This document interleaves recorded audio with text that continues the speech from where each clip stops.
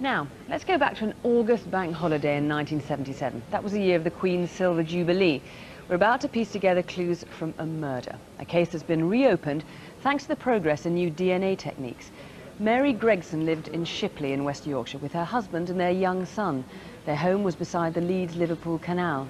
And the policeman that you're about to see is one of the officers who worked on the case all those years ago.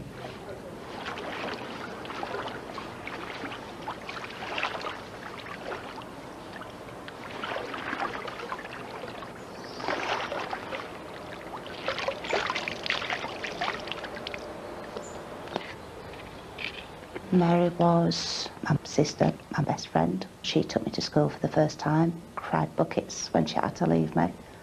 We were very close. There's not been a day gone by in 22 years that I've not thought about Mary in happier times, but what caused her death, it doesn't go, it never goes.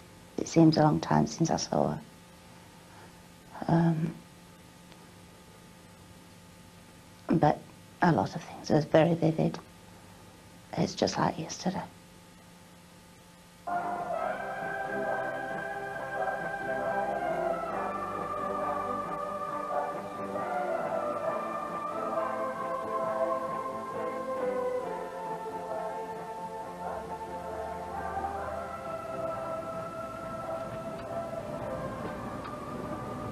Ta-ra then, see you at 7:30ish. Be good. I will. Bye. We'd been locals. We never thought about the canal bank being lonely and dangerous place. It was a regular walk through childhood into adulthood.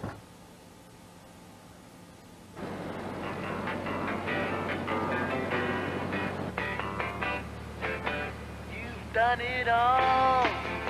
You broke your memory code. I got to know Mary when I first got married and I went to live next door to her. Became friends and we stayed friends even when I moved away.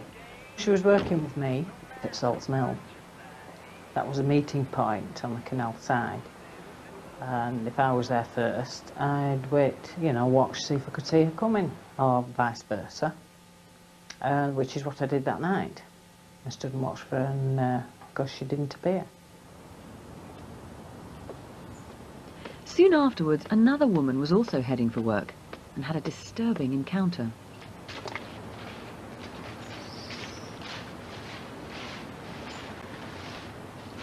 What's happened to that girl? What you do with her? Nothing. She fell off the wall. What's her name? Where she live? You know where a girl lives? House by the canal. There are no houses there. What's your name? You want help? I get ambulance. Police. I don't need nothing. The witness heard Mary moan and remembers the man as in his early 20s with fair or light brown hair. Now he'd be in his mid-40s.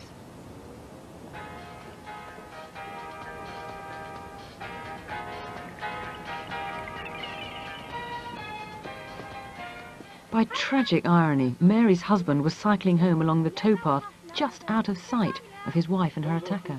I won't. On you go.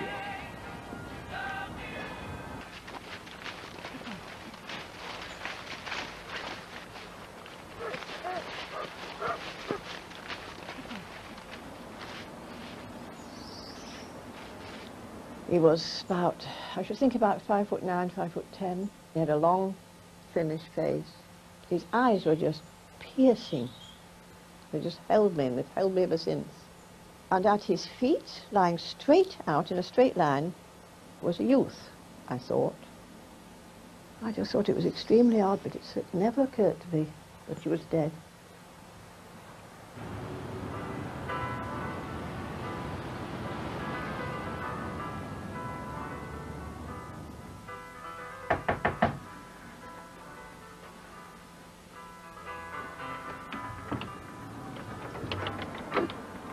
Susan? Sorry to bother you, Bill, but I was wondering if Mary was okay. Okay, but what do you mean? What's happened? She's with you, isn't she?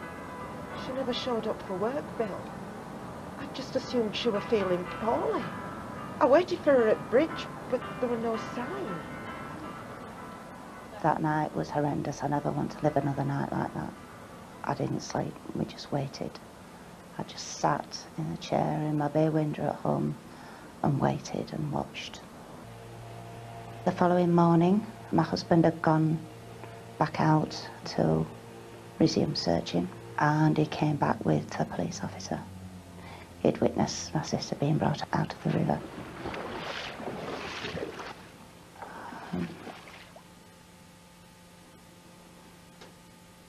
And that's when we realised what had happened.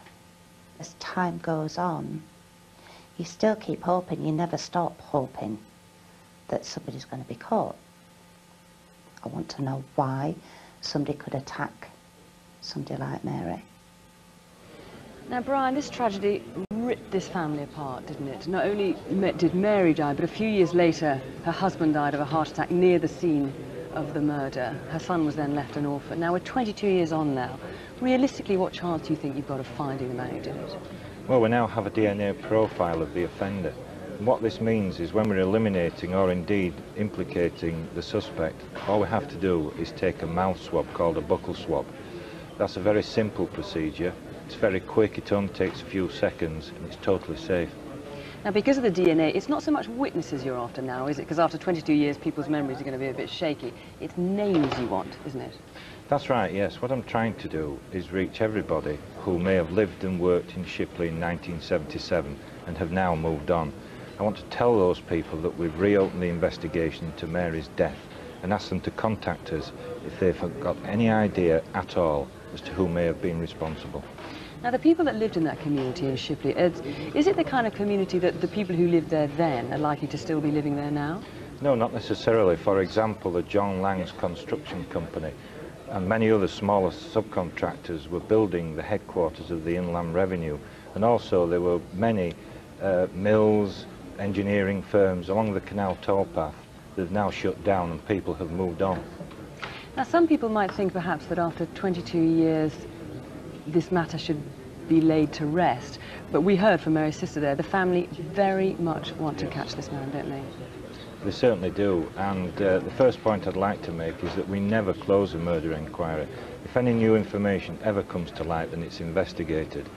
We've also got a duty to Mary so that she can rest a little easier, and also to a family, the two sisters and a son.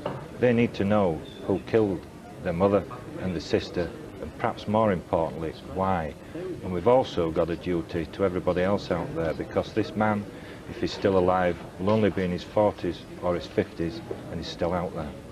That's it, he's still out there and he needs to be caught. 22 years seems like a long time ago. It is a long time ago, but rack your brains. If you've even an inkling who might have been involved, call us. We can quickly rule them out if it's not the right person. The studio number is 0500 600 600, or call the Instant Room in Yorkshire on 01274 537 422. That's Bradford, 537 422.